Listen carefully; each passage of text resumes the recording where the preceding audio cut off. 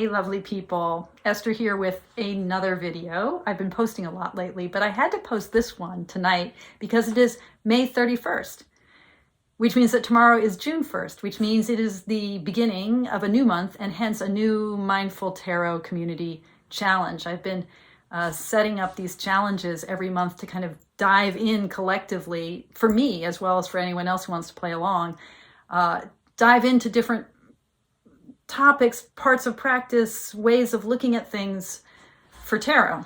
It's all about getting more fluent, more abundant, more grounded, more nurtured in our evolving, ever evolving tarot practice. This is a challenge that I welcome you all to join along in whatever way makes sense for you. If you are interested in this, and if you're someone who does social media, and you haven't yet, please join the Mindful Tarot Facebook page. You just send me an email below and whatnot. And I will also put you on the contact list for my monthly Zooms, which I'll tell you right now, they're every third Sunday, or no, what do I want to say? They're the third Sunday of the month. That's what I want to say, at 12 noon Pacific time. And it's just a lot of fun. I mean, we just are total tarot nerds together. And I'm always kind of trying to think through something and cogitate thereupon with you fine people. So the June challenge is Spread June. And what I wanted to do is to create a kind of structure for people to just start thinking about what spreads are, to kind of demystify spreads by creating simple spreads for ourselves.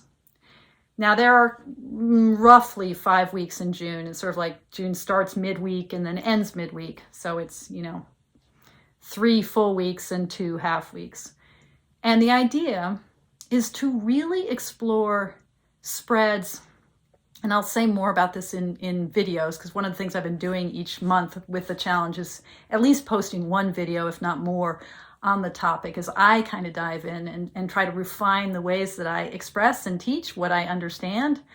And really for me, teaching tarot is part of my tarot practice. It's not like I have, this content like just waiting to get out. It's like I need to midwife it with you guys, if that makes any sense. Anyway, so spreads, right?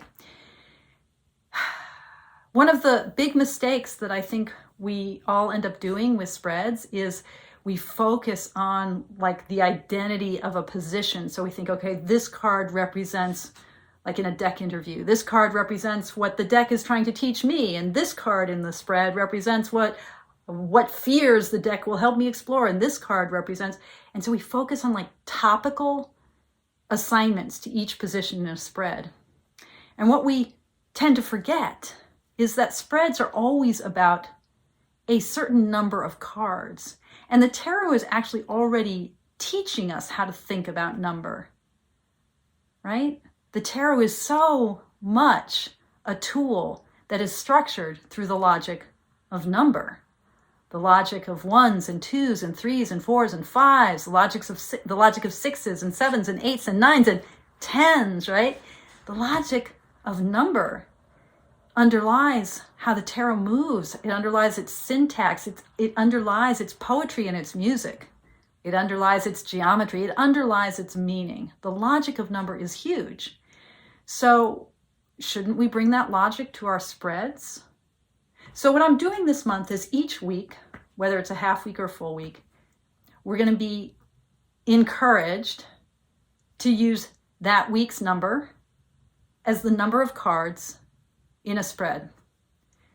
And I will be modeling how to work with this in the Facebook group, but I just want you to think about on your own, how do I work with a 1-card pull? So the first week of June, starting tomorrow through Sunday, 1-card pulls.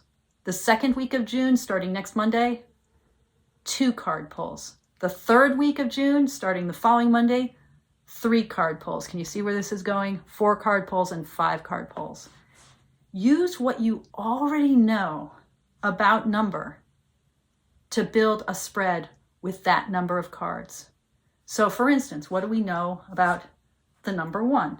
Well, one thing we know about the number 1 is what we learn about ones from thinking about the aces. I'm looking for an ace here. Of course, when I want it, I cannot find it. Oh, come on. Where are you guys? Okay. Well, this is a kind of quintessential ace. The Ace of Swords, right? So aces, the seed, the potential, the source, the gift. There's something in the aces as the one position that is the origin of everything that will follow, that is the source of the power of that suit. So a 1-card pull. What I'm going to be doing tomorrow is I'm going to be thinking about my 1-card pull as providing me in the morning for the seed of that day. So I'll do my 1-card pull, and I'm just going to demonstrate right now because why not? But this doesn't count.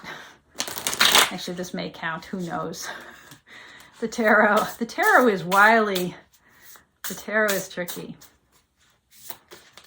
Okay. All right. So 7 of Wands. That's my card for June 1st. Okay. So how is the 7 of Wands the seed for my day? What is the energy of the 7 of Wands? How is it going to sprout within my day? That's just one way to think about a 1-card pull, as a seed. But I'm using what I know about wands in the tarot to help me think about what that 1-card pull means.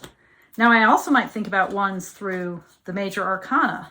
And I might think about the Magician, right? If I could find him, it would be awesome. You know, I so rarely pull the cards ahead of time. Here we go. Here is our lovely Magician. So let's say I want to think about 1-card spread, and I want to think about how the Magician, as the first numbered card in the deck, as that 1 for ego, how does that help me understand what a 1-card spread might be? Right? Well, maybe I'll think, okay, this is the source of activation, manifestation. So if I pulled the 7 of Wands, how is that card going to help me manifest in this day? Because ego, alignment, manifestation, power, pulling it all together, having the tools. Again, it's still the idea of source and seed, but from the standpoint of that manifesting energy of the Magician. Do you see what I'm pointing at? So the following week, 2-card spread, what do I know about 2s? Duality, dichotomy, reflection. So if I pull 2 cards next Monday, how can I think about a 2-card spread in terms of the duality and dichotomies, or doubling or echoing or resonance? What do I know about 2s that's going to help me know how to interpret a 2-card spread? What do I know about 3s? Well, I've been doing 3-card spreads. That my earliest spreads with the tarot almost were 3-card spreads, working with what later became for me in my tarot practice what I would call the Chariot spread, right? The tarot is relentless on the topic of 3s. It gives us so many moments where we see thesis, antithesis, and synthesis, where we see 2 competing binaries, that logic of 2, and then we see how they're resolved. And again, of course, you guys are very patient with me. Oh, goodness gracious. Where is my Chariot? Okay, there is no Chariot. This deck does not have a Chariot. There it is. Okay, right? The Chariot teaches us so profoundly about 3s. All throughout the deck, everything we know about 3s, right? Growth that comes from conflict, or it comes from contrast. 2 opposites get resolved, get held together by the third figure, right? Okay, Chariot spread, perfect example of a 3-card spread. What do we know about 4s? Well, we know something about stability. We know something about the world. I won't even look for the World card, but if you think about the World card with the 4 evangelist figures, those 4 sort of supernatural figures in the corner, right? How is the number 4 showing us the world? And what do we know about 5 card spreads? Fives. Oh my God, fives is such a vibrant number within the world of tarot. Fives is where you get that fifth element, right? That brings it all together. So let's say we've got 4 card spreads that are showing us the world, that 5th element. Everything turns. It's like in the world card, it's the dancing figure in the middle, the hub of the wheel, the center point of the mandala. Does this make sense? So I'm suggesting this month, each week we have a different number of cards in our spread, and each week I'm inviting you, whether you devise a new spread and you name it and you think about what the positions are, or whether you just play with whatever you want to do, but I'm advising you, I'm suggesting, I'm inviting you to focus on the number for that week and come up with your spreads. Explore the relationship between how we throw our cards, how we sling the tarot, and the structure of number. #SpreadJune. Spread the joy, loves. Thank you for your practice, and take really good care.